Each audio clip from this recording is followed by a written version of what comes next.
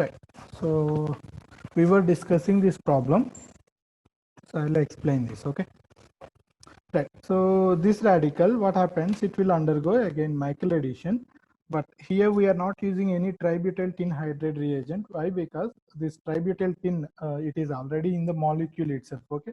So when this undergoes 1,4 addition, this will be migrated like this. So tin bond homolytic cleavage will result in plus tributyl tin radical. Okay, so this tributyl tin radical again will generate the radicals. Okay, so we just need AIBN, so just 1 mole percent or 5 mole percent. So that will do the first reaction. After the first reaction, we have tributyl tin radical. So that tin radical again and again will do the reaction. Okay. So in this case, we are not using any tributyl tin hydrate. So in this case, we are not using because it is already there. So this is the product. Okay. So this is the final product.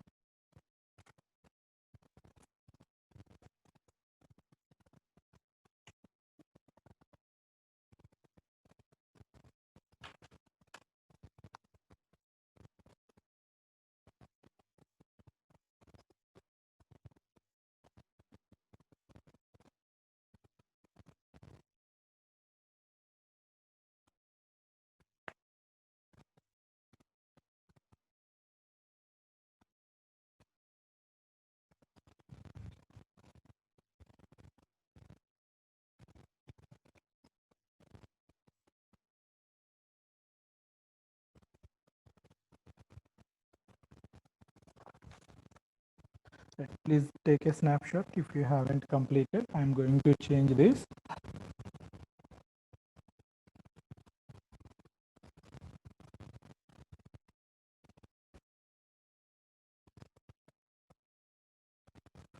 Right. So next we will see synthesis of alpha beta unsaturated carbonyls. How can we generate a conjugated enone? Alpha comma beta unsaturated carbonyl compounds.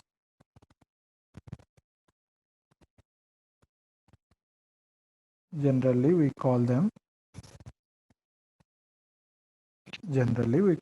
enones. How do we generate them? Okay, I'll tell you one. When we have a ketone, we can convert this ketone to alpha beta unsaturated carbonyl by treating with first a bromine and then a strong base. What happens when we add bromine? So I think I have discussed it, right? So when we add bromine to an aldehyde or ketone, it generates alpha. It takes alpha halogen takes place, right? So when we add bromine to a ketone or aldehyde, it generates alpha halo ketone. So this alpha halo ketone, when we treat with a strong base,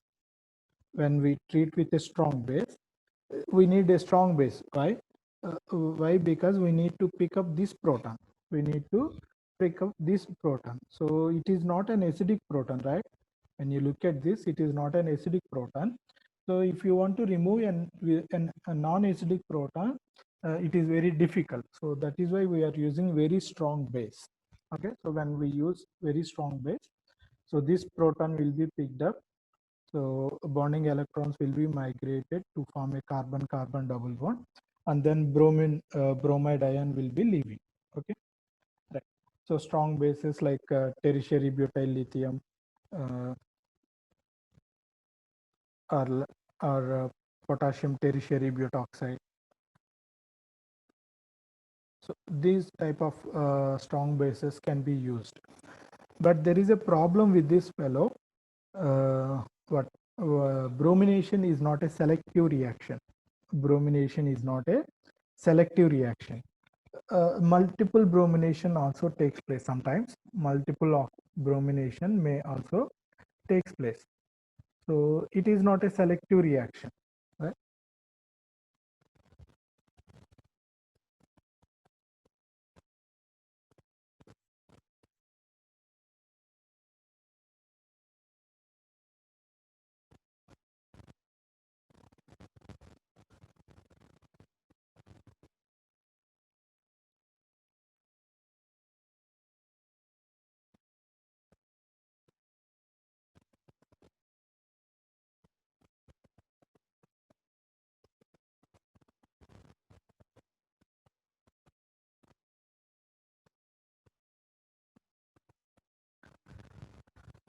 So if multibromination occurs, then generation of enone is difficult.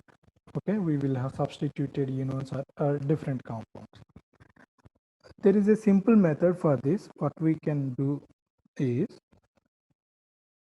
instead of alpha halogenation, we can have alpha selenium or alpha sulfur compounds. We can have alpha selenium or alpha sulfur compounds. Then when we oxidize them, they will undergo oxidation. Under the same reaction conditions, they will undergo reduction. That means removal of the sulfur or selenium, and they will generate alpha beta unsaturated. Okay, so I'll tell you how. LDA is a base, so it picks up a proton from here. Okay, so it generates an anion, alpha anion. When we have this enolate ion, yeah, I'll write one by one.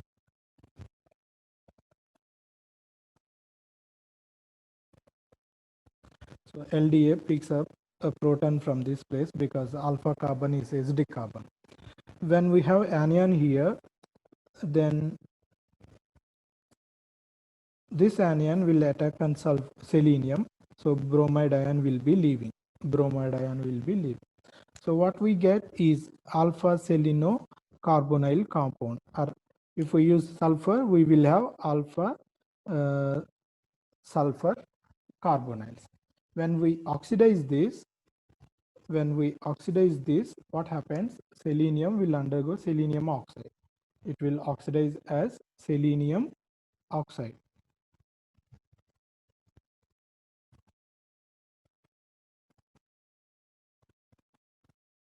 Selenium oxide pH.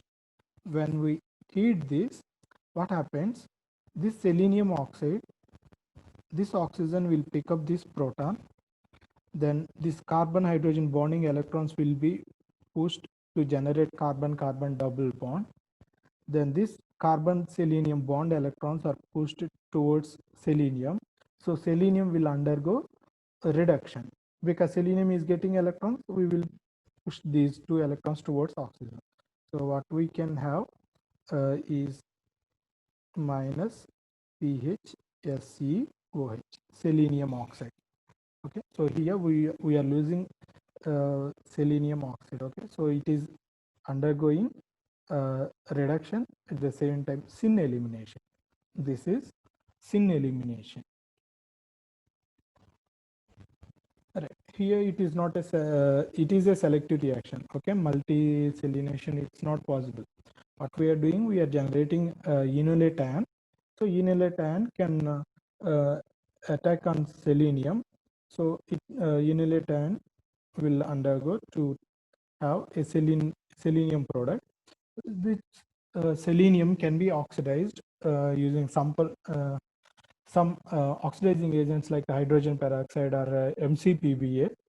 When we oxidize selenium, it becomes selenium oxide. Selenium oxide will undergo syn elimination. So selenium oxide, selenium hydroxide will be leaving, and we are generating enone.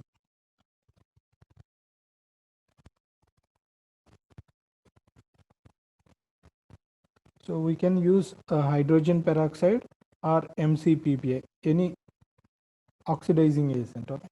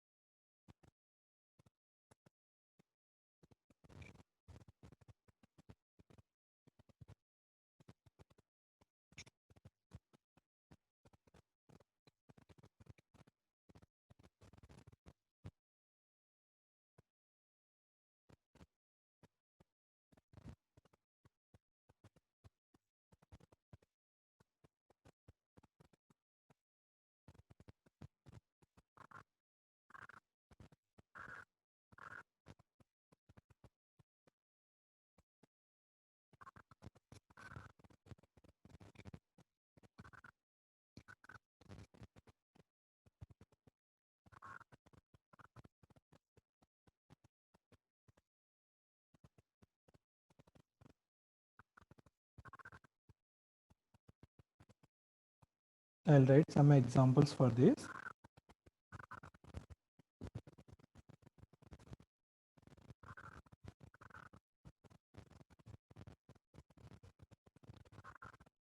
We can use selenium bromide, or we can use diselenide. Okay, so in that case, one selenium will be alkylate, selenation takes place here, one PHSC minus will be leaving.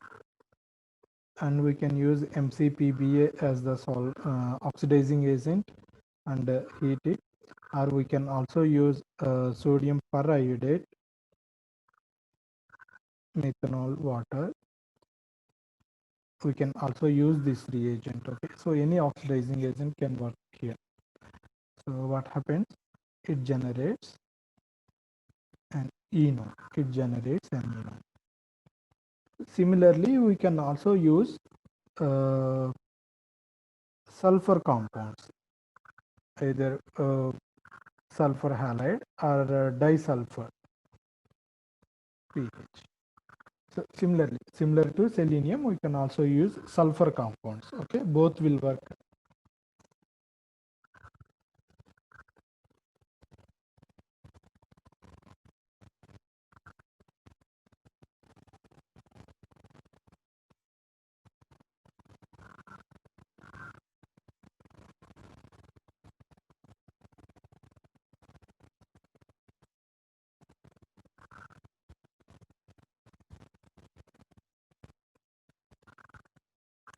This is syn elimination.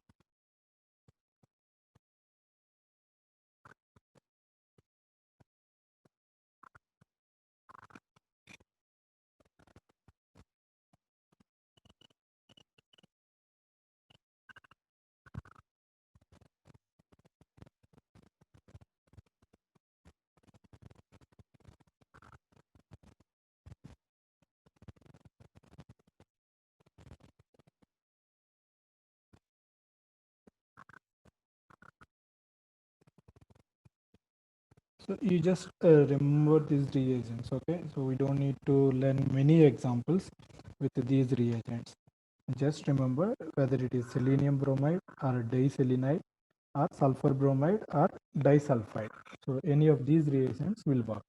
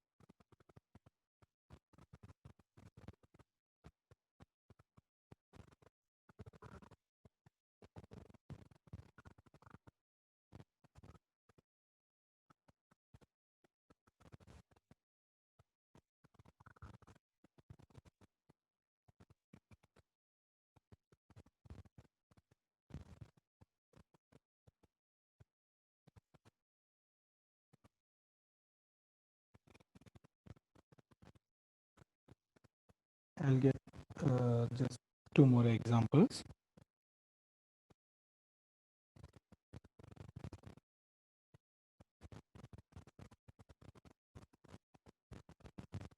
So when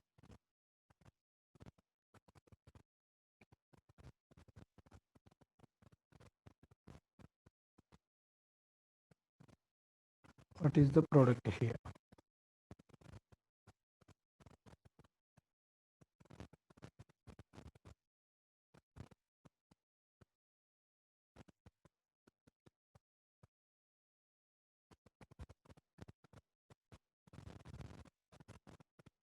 We can also use this oxidizing agent HiO3 for generating alpha beta unsaturated double bond.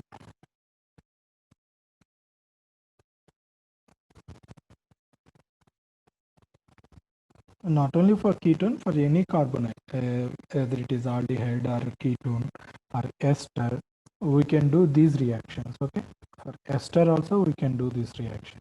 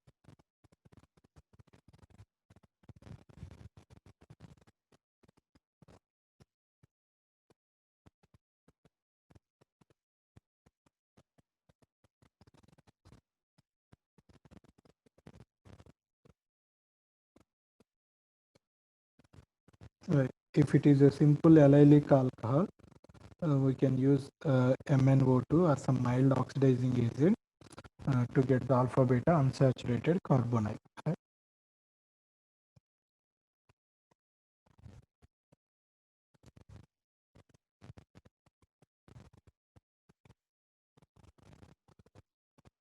Since it is an allylic alcohol, we can simply oxidize allylic alcohol to alpha beta unsaturated carbonyl using some mild oxidizing agents like manganese dioxide or silver reagents. Even strong oxidizing agents also will do the same reaction, but we don't need a strong oxidizing agents. Okay. Please take a snapshot. I'm going to change this.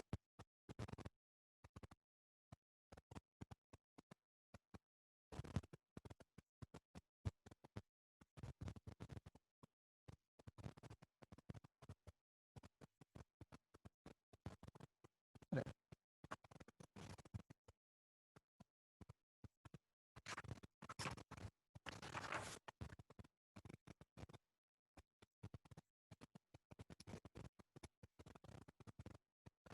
Bromination can also be done with sodium bromate. It is a mild source of bromine. It is a mild source of bromine. Under acidic conditions, bromine will be released. Okay, so it is a mild source of bromine.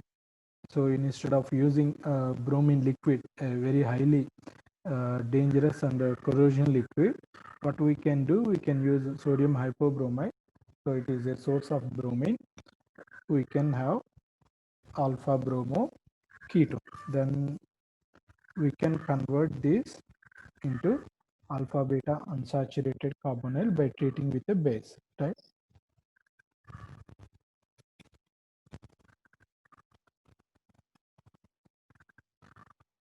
Right. So this is alternative for bromination. Alternative for bromine liquid. Okay, bromine liquid is highly dangerous. It is so corrosive. Instead of using bromine liquid, we can use sodium bromate, NaBrO2, for bromination reactions. Similarly, we can also oxidize alcohol with IBX. IBX is known for oxidation of alcohols to carbonyls. At the same time, if we use one more additional equivalent, it can also generate enone. This can also generate enone. Right?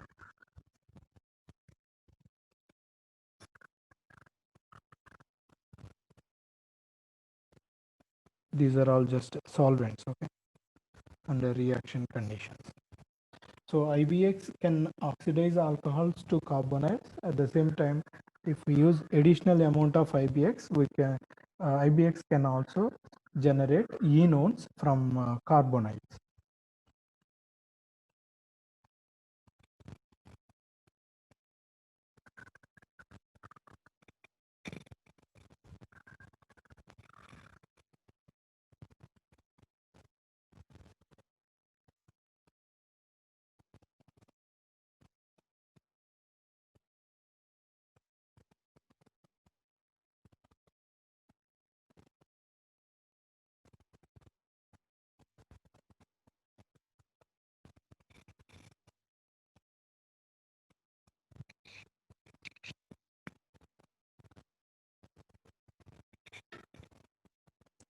If this alpha hallucination and then a treatment with a base, if alpha hallucination is not yielding good amount of the product, we can also do alpha hallucination in a different way. Now first generate an enolate ion, then treat with TMS chloride. What happens? Enolate ion will be trapped as a TMS enolate. Then add NIS, NBS, NCS, NIS, N-iodosuccinimide. Then use water. What happens? It undergoes alpha hallucination. Here we will get iodine. Of course, when this is 84%. Here we are getting 84%. Then of course, when you treat with K2CO3, what happens? I will explain this. When we use LDA and TMS chloride, LDA will generate an anion here. So that will undergo enolate ion formation. So it generates a double bond here, enolate ion O minus, O minus will be attacking on TMS chloride. Since TMS chloride is a good leaving group, so enolate ion will be protected or trapped as TMS enolate. When NIS is added, what is NIS? N-iodosuccinimide. N-iodosuccinimide. So it generates iodonium ion. It generates iodonium ion.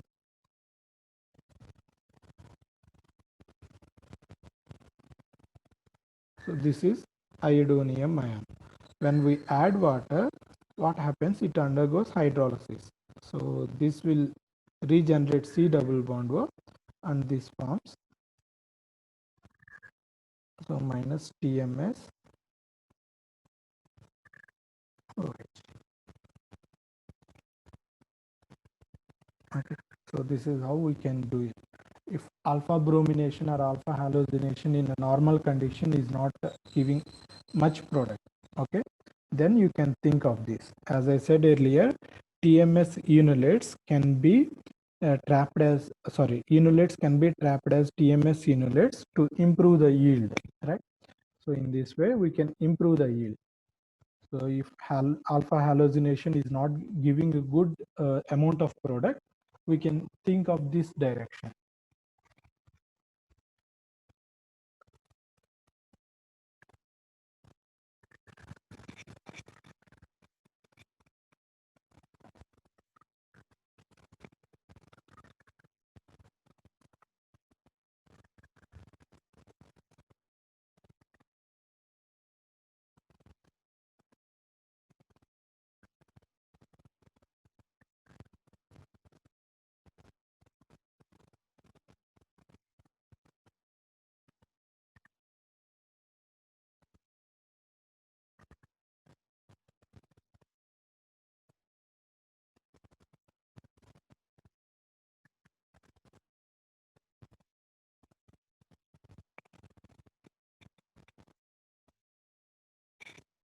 A little extension of this is Sagiso-Ita oxidation.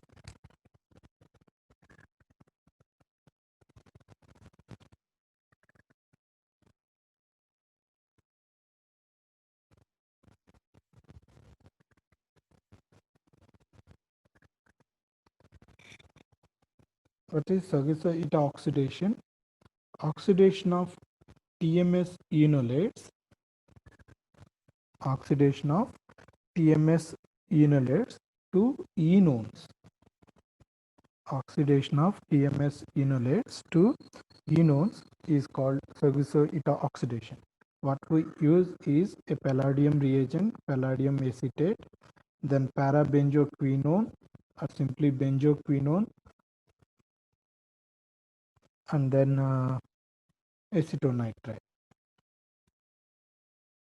This is called Sagiso-Ita oxidation. Okay, oxidation of TMS enolates to alpha beta unsaturated carbonyls or simply enones.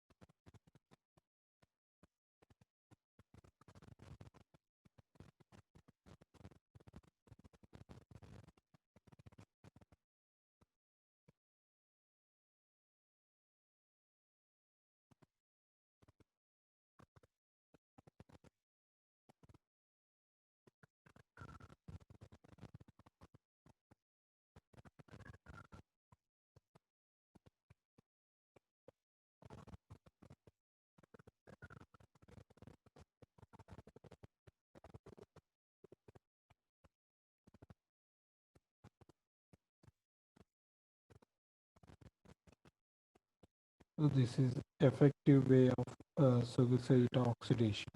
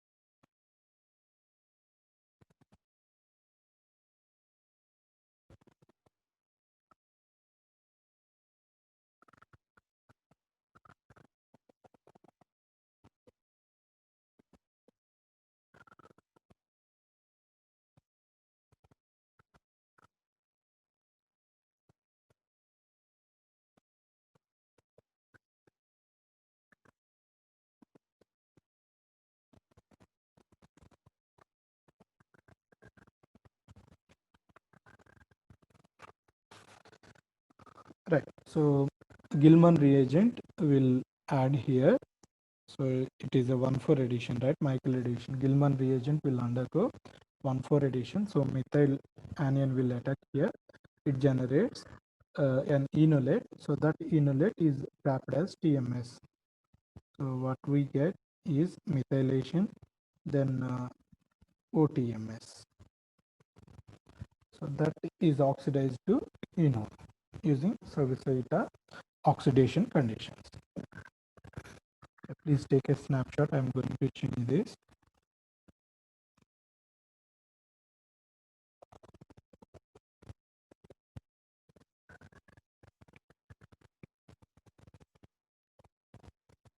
Right.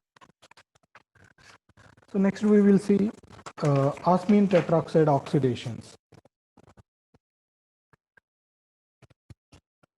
Osmium tetroxide oxidations. What is an osmium tetroxide oxidation? Oxidation of double bond with osmium tetroxide results in syn diol formation. So we will have two hydroxy groups on two carbons of the double bond. So it is syn dihydroxylation. Syn dihydroxylation. So we will get cis diol. I don't say cis diol, it is syn diol. There is a little difference. So that we will see here. Okay, what is cis and what is syn.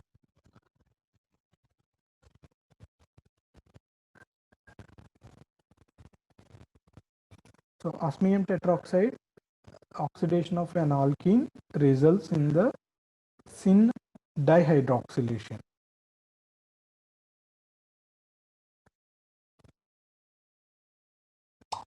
Right. I'll explain the mechanism how osmium tetroxide will do oxidation of the double bond. Osmium tetroxide, osmium is in +8 oxidation state.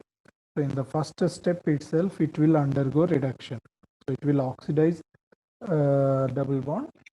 At the same time, it will undergo reduction. What happens? This oxygen will attack on double bond. Then double bond will polarize towards this, so it generates an anion. This anion will attack on oxygen. So the two now oxygen is getting electrons, so we will push these lone pair bonding electrons towards osmium. Because oxygen is donating electrons, this takes the electrons.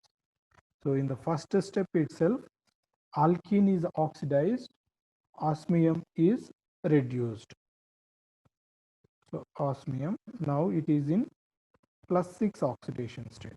Initially it is +8 oxidation state. Now it is +6 oxidation state. So this is what is called cyclic osmate ester. Cyclic osmate ester. So oxidation with osmium tetroxide results in cyclic osmate ester. Then this cyclic osmate ester undergo hydrolysis to generate the syn diol. See, the two oxygens are from osmium itself. That means the same reagent. So these two oxygens will be syn only. That means they will approach the double bond from either any one phase, either above the plane or below the plane. So that is why we used to say it is syn dihydroxylation. Then when we add water, what we say it is hydrolysis, addition of water. Then when we add water, what happens? Water will attack here on osmium. So one of the bond will be leaving. Okay, so that means one oxygen osmium bond will be breaking. So what we will have, O minus oxygen. It is not fitting here, so I'll write below osmium plus. Okay, after protonation of this oxygen will give you OH. After deprotonation of this fellow will give you OH, right? We will take out proton here, we will add proton here. So the product will be OH or osmium double bond OH. Okay. Then again we can polarize the lone pair on OH group. It becomes, then again second osmium oxygen bond will break down. Okay. Then again protonation and deprotonation. So that results in OH plus osmium trioxide, which is in osmium is in +6 oxidation state.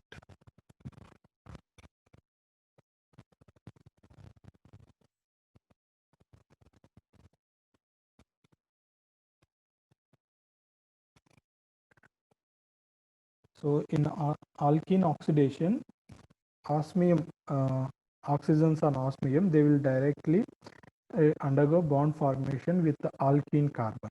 Okay, so osmium will undergo reduction, so double bond will undergo oxidation. So in the first step itself, this redox reaction takes place. Then hydrolysis of cyclic osmate ester will give you syn diol.